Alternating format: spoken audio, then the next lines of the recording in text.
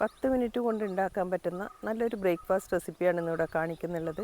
റവയും മോരും വെച്ചാണ് ഞാൻ ഈ പലഹാരം ഉണ്ടാക്കിയിട്ടുള്ളത്. ബ്രേക്ക്ഫാസ്റ്റിനായാലും ഡിന്നറിനായാലും ഒരുപോലെ നമുക്ക് ഉണ്ടാക്കാൻ പറ്റുന്ന ഒരു റെസിപ്പിയാണ്. ഇതിന് കറിയായിട്ട് ഞാനൊരു ചട്നിയാണ് ഇവിടെ ഉണ്ടാക്കിയിട്ടുള്ളത്. വളരെ സോഫ്റ്റായ ഈ പലഹാരം നമുക്ക് എങ്ങനെ ഉണ്ടാക്കുന്നതെന്ന് നോക്കാം.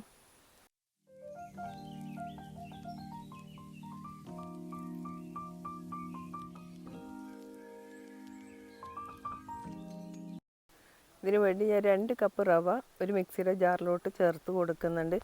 റവ വറുത്തതോ വറുക്കാത്തോ ഏത് റവ വേണമെങ്കിലും നിങ്ങൾക്ക് എടുക്കാം. ഇനി അതേ കപ്പിൽ തന്നെ 2 കപ്പ് മോരും ഇതിൻ്റെ കൂടെ ഒഴിച്ചു കൊടുക്കുന്നുണ്ട്. അധികം പുളിയില്ലാത്ത മോര് വേണം ഇതിനായി എടുക്കാൻ.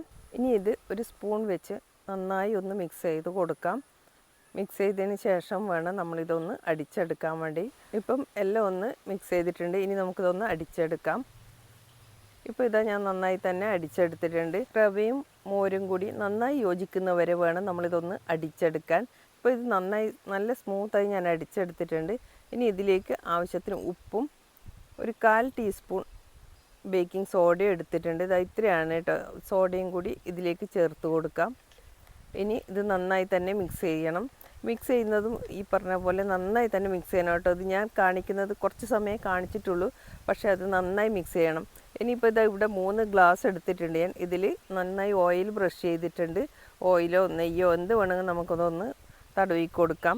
ഗ്ലാസ്സിന് പകരം നിങ്ങൾക്ക് ചെറിയ ബൗൾ വേണമെങ്കിൽ അതും എടുക്കാം. ഏത് ഷേപ്പിലാണോ വേണ്ടത് അതെടുക്കാം. ഇനി നമ്മൾക്ക് ഇതിലേക്ക് ഒഴിച്ചു കൊടുക്കാം. ഈ ഒഴിച്ചു കൊടുക്കുന്ന സമയത്തും നന്നായി നമ്മളിതൊന്ന് യോജിപ്പിക്കണം. ഇതൊട്ട് പൊങ്ങാനൊന്നും വെക്കേണ്ട ആവശ്യമില്ല. ഉടനെ തന്നെ നമുക്ക് ഉണ്ടാക്കിയെടുക്കാം കേട്ടോ. ഇപ്പം ഞാൻ ഇതിലേക്ക് പകുതി വരെ മാത്രമാണ് ഒഴിച്ചു കൊടുക്കുന്നുള്ളത്. ഇതിൽ നിറയെ ഒഴിക്കരുത്, ഇത് പൊങ്ങി വരും. അതുകൊണ്ടാണ് പകുതി ഒഴിച്ചാൽ മതി എന്ന് പറയുന്നത്. ഇനി ഇതിൻ്റെ ടോപ്പിങ്ങിന് വേണ്ടി ഞാൻ ആദ്യം ചില്ലി ഫ്ലേക്സാണ് ഇട്ട് കൊടുക്കുന്നുള്ളത്. ഓരോ ഗ്ലാസിൻ്റെ മേലേക്കും ഓരോ നുള്ള് ചില്ലി ഫ്ലേക്സ് ഇട്ട് കൊടുക്കുന്നുണ്ട്. ഇനി വേണ്ടത് ഒരു പിഞ്ച് മഞ്ഞൾപ്പൊടിയാണ്. അത് 3 ഗ്ലാസ്സിനും മേലെ ഇതുപോലെ ഇട്ട് കൊടുക്കാം.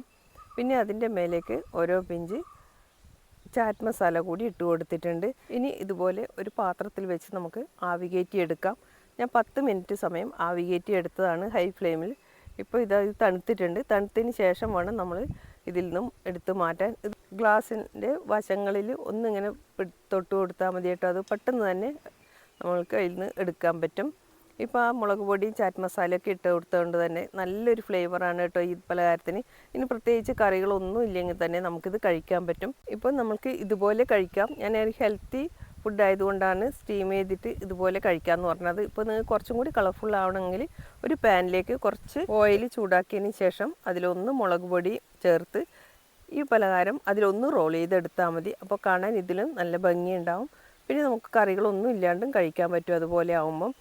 ഇതിന് ഞാൻ ഒരു തേങ്ങാ ചമ്മന്തിയാണ് ഉണ്ടാക്കിയിട്ടുള്ളത്. തേങ്ങയും പച്ചമുളകും സവാളയും ഒരു പീസ് ഇഞ്ചിയും കൂടി അരച്ച് ചട്നി ഉണ്ടാക്കിയതാണ്. അപ്പോൾ വീഡിയോ ഇഷ്ടമായെങ്കിൽ ഒന്ന് ലൈക്ക് ചെയ്ത് സപ്പോർട്ട് ചെയ്യണേ. Thank you for watching.